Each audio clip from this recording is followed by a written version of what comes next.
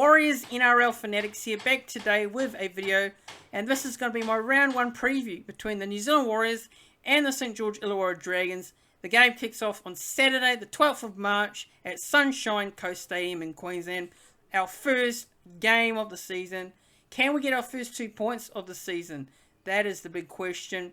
Fingers crossed. I'm looking forward to this game, and I'm very keen to see the boys in action for the first time this year. Yes, we had pre-season trials, but we only had one pre-season trial because the second pre-season trial was called off due to the weather up here in Queensland due to the floods. So, before getting into the whole preview, I'm just going to give a quick overview of how I do the previews each week. And also I want to give a quick shout out and a massive thanks as well also to a special guest that does feature in this video towards the end of the preview also. So, a big massive thanks as well to the Red V podcast, the St George Illawarra Dragons supporters podcast. So, I recommend you go and check them out on the podcast platforms of Apple and Spotify. They're all on those platforms. So, I'll put a link in the description below. And also they're on social media as well, on Twitter and on Instagram. I'll put a link as well in the description. But I want to thank them for coming on and giving their perspective on the game as well. I really appreciate them for taking their time out to send in their preview for Saturday afternoon. But for the preview, now I go through both team lists, give my thoughts on the sides, go through the betting prices as well of the game. Also, I give some information on what time the game is televised, what channel it's televised on, and also I go through head-to-head stats, key players for both teams, as well as at the end of the preview, I give a prediction, a score prediction, a man of the match, and an anytime try score as well. And as for the man of the match, this is a new thing that I'll be bringing to the channel this year for all my Warriors game previews. So, any Warriors player in particular, I'll take a guess and pick who I think will be the player that steps up for the Warriors in the game. Now, on to the team list now, and I'm going on to the first team, the home team, which is the Warriors. And at fullback is Shannara Harris-Tavita, which is not really surprising because we all expected him to play at the fullback position to replace Reece Walsh. Reece Walsh will be back next week against the Gold Coast Titans after getting suspension removed. Dallin Watene-Zelezniak is on the wing, and in the centres is Viliami Valia and Rocco Berry. Marcelo Montoya is on the other wing, and in the halves is Cody Nikorima and Shaun Johnson. So those two reuniting in the halves for the first time since they played for the Kiwis in that position. And Shaun Johnson back at the Warriors for the first time since 2018. Adam Fanua-Blake is in the prop position and Wade Egan's the hooker. Bunty Foa is in the other prop position. Ewan Aiken is in the second row with Elias Sakatoa. And Josh Curran rounds out the 13 in the lock position. On to the bench now, and it's Jazz Tavanga, Ben Murdoch-Masila, new recruit from the Melbourne Storm, and Aaron Penne in the 16. And Bailey Sheridan is rounding out the 17. Now for the reserves, it's Jack Murchie, Ash Taylor, Adam Pompey, Pride Peterson-Rabadi, Taniala Otukolo, Jesse Arthurs, lone player from the Brisbane Broncos, and Edward Cozy.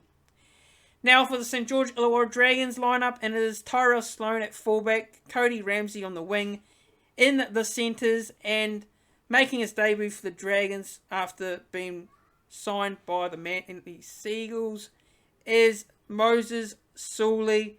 And partnering him is Zach Lomax. And Michaeli Ravalawa is on the wing. Telto Amone is in the halves with Ben Hunt. Blake Laurie's the prop. And Andrew McCulloch is the hooker. Aaron Woods is in the other prop position, while in the second row is Jack Bird and Jaden Sewer. And Jack DeBullen is the 13, the lock for the Dragons. Now onto the bench. It is Moses Mbai, Francis Molo, Josh Kerr, and Jack Goweski. And the reserves are Matthew Feagai, Daniel Alvaro, Pasaya Farmasili, sorry if I pronounced that wrong, Telta Moga, Jaden Hunt, Michael Molo, and Jackson Ford. Now, looking at the strengths for both these teams, if you're looking at the Warriors, you say the strengths of the forward pack for me. As for the Dragons, I'm going to say they've got the edge on the outside backs for the likes of Tyrell Sloan, Cody Ramsey, and Moses Sully and Zach Lomax. And you've also got the pace of Michaela Ravalawa as well. So, look, for me, Dragons, if the outside backs are pretty much got the wood on the Warriors there. As for key players for both teams now I'll look at the Dragons first. And I'll say for the Dragons, their key players are the likes of Ben Hunt. Ben Hunt, I thought, had a pretty good season last year before he got injured. Unfortunately, got injured at the worst time because his form was looking very good. And, he missed the majority of the season, which, he'll be happy to come back fully fit and ready for this year. And another key player for the Dragons, you've got the likes of Jack DeBellin, and you've also got the likes of Moses Sully. I think Moses Sully, for me, is a player that, as a Warriors fan, I'm a little bit worried about, because I know Moses Sully is a big body, and, he's going to be hard to stop. He's going to be hard to handle, and the Warriors are going to have to watch out for him, because I think he's going to be very dangerous. So, Moses Sully, for me, is a very, very threatening player. As well as the likes of Zach Lomax as well, who is a player that, has been talked a lot around New South Wales selection over the past years. So, Zach Lomax, I know he's had some injury issues in the past as well, but Zach Lomax and Rocco Berry, it's such a very, very interesting battle there between those two players, and two very young players. But Zach Lomax, obviously, he's got the experience, and Rocco Berry, it's only a couple games into his NRL career, but I'm looking forward to that battle in the centre pairing places. And, look, I think besides that, that's the Dragons' key players. Now, for the Warriors, for me, the key players are the likes of our spine of Shaun Johnson, Cody Nikorima. Now, I know Shaun Johnson and Cody Nikorima have not played a game together since the international footy days when they played for the Kiwis. But Shaun Johnson, for me, I think, does he really need to be playing a lot of preseason? Probably not. Yes, it'd be good to have some game time. Yes, it's a shame that that game against the Titans was called off due to the floods in Queensland and the weather. So it's a shame we didn't get to see them play together in that game. But in theory, Cody Nikorima and Shaun Johnson have played together before. So they have sort of had an advantage playing together. I know it's not club level, but they've played together at international level. So yes, it's been a while since they've played together for a while. But, they do know each other very well, Cody Nikorima and Shaun Johnson. There might be a little bit of rust from both of them early, but, maybe expect them to come into the game, a lot more during the half of the game. So, I think the key players for me, the spine, it's so important to see how they combine together. And as well as our forward pack of Adam Fanua-Blake, Josh Curran, Elias Katoa, and Bunty Afoa, I think it's, going to be a very strong combination on the field. So, now on to a prediction now, anytime try scorer and a man of the match for the Warriors in this game. Now, I'm definitely backing the boys in here. I think we can get the first victory of the season, kick off the season with 2 competition points.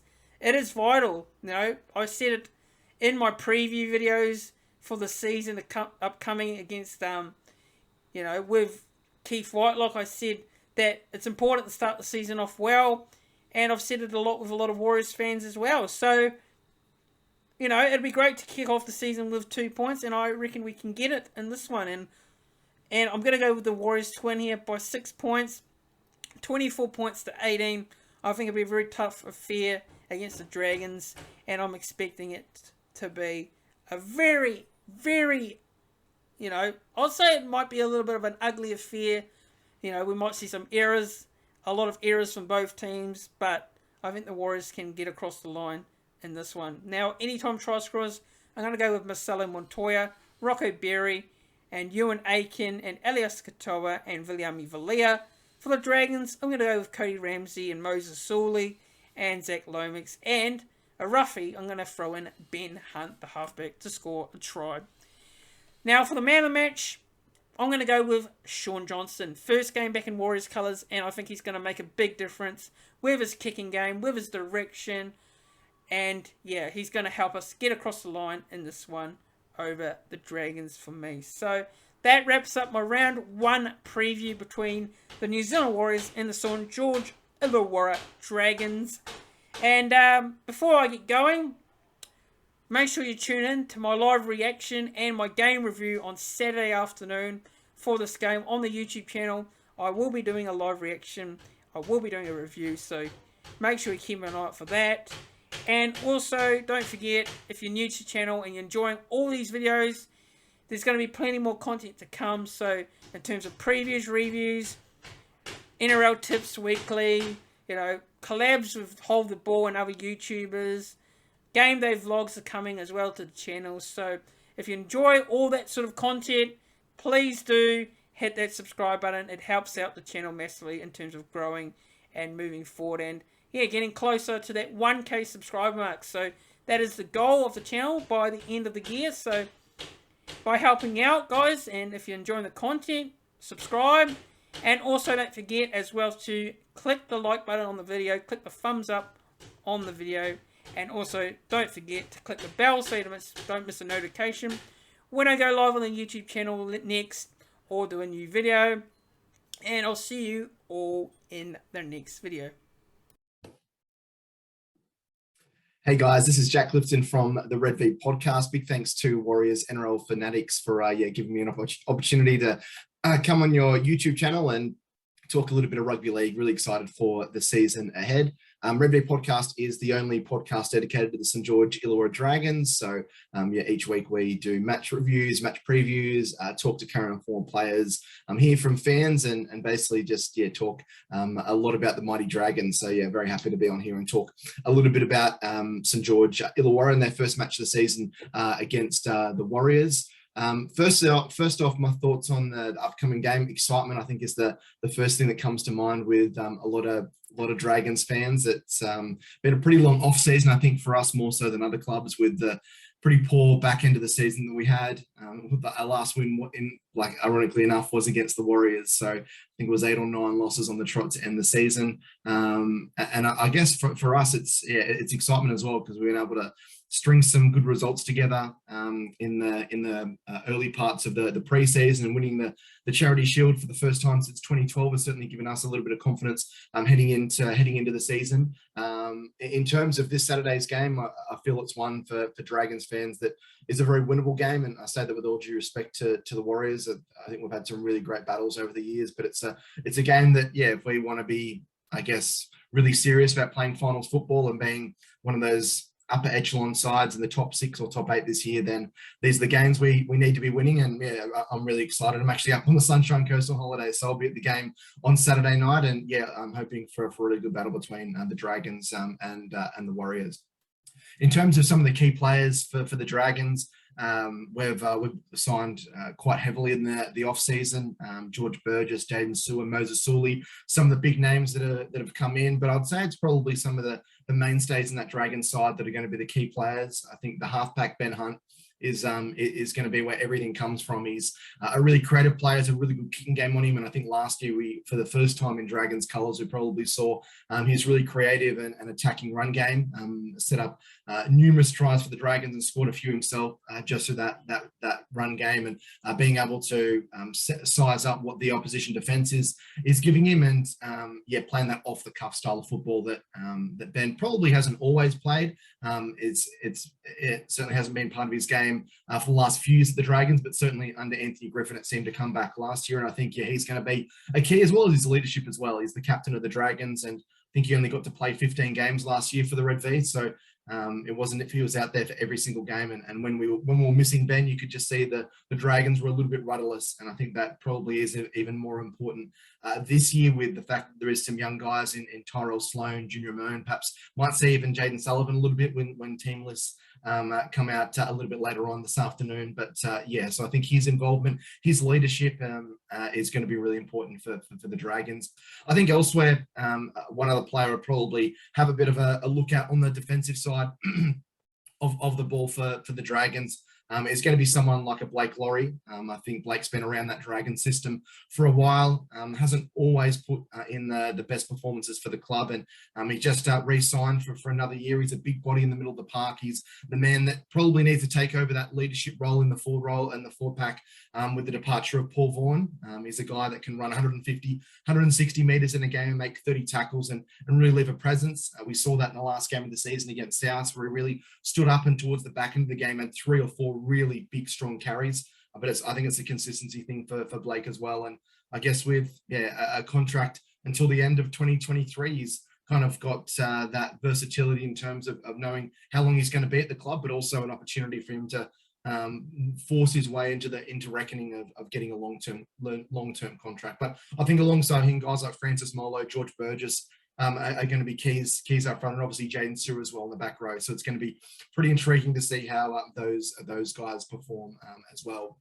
For the Warriors, I love the look of the former Dragon in Ewan Aiken. It was, I think the heavy hearts for some Dragons fans seeing Ewan go as a guy that loved the club and put in some really good performances for the Dragons over the years, having come through that South Coast region, pardon me, and the junior rep system for the Steelers and getting to play first grade with the Dragons. But Ewan has, I think, probably really reinvented himself over the Warriors, where he's been moved to the back row. He's always been a really strong ball carrier. I think defense was a bit suspect in terms of reading defense out in the centers, and that might have been a reason for him being moved into the back row. But I was really impressed, especially over the back half of last year. He put in some really strong performances, and he's going to be a real handful for the Dragons. He actually hasn't played his former club yet. Both matches last year against the Dragons, he was out with injury. I know he picked up a pretty serious ankle injury early in the season, but I like the look of him, and I think if he can be running off some short balls from the likes of Sean Johnson, and Cody Nicarima, then he's going to be causing some real issues for the Dragons defense. So looking forward to seeing how he goes. Hopefully not too well, but it's always great when you see a player that leaves your club to have a bit of success, especially someone like Ewan that is such a top bloke. Elsewhere, I'm looking at Sean Johnson. I know he's a much maligned player, probably similar to Jamie Soward in terms of if he has a bad game, that the media and opposition fans are quick to jump on the bandwagon and really give it to him.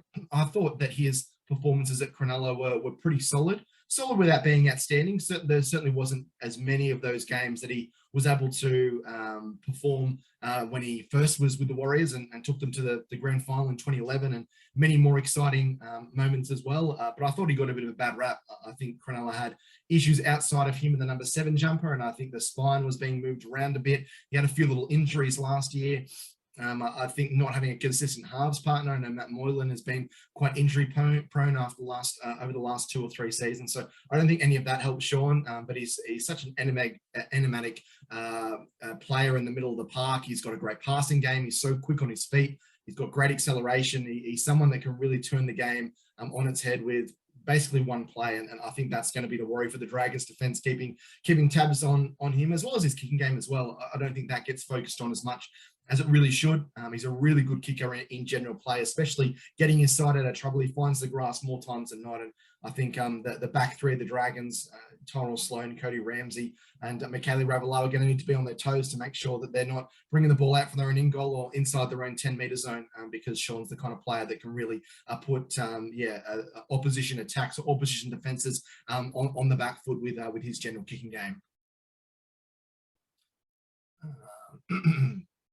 In terms of the off-season for the Dragons, it's been pretty solid, pretty consistent. I think there was a bit of fanfare a few weeks ago when Anthony Griffin, pardon me, when Anthony Griffin was given the new deal. I think there was certain fans that weren't happy about that, but I think that has probably settled down the future of the club and future of Griffin and also the Dragons. I think there would have been some concerns if perhaps the Dragons did only win 1 or 2 out of their first 6, then the media would have been out knocking on the door talking about a potential sacking. So I think that solved a few little issues for the Dragons moving forward. He's going to be with the club until the end of 2023 now.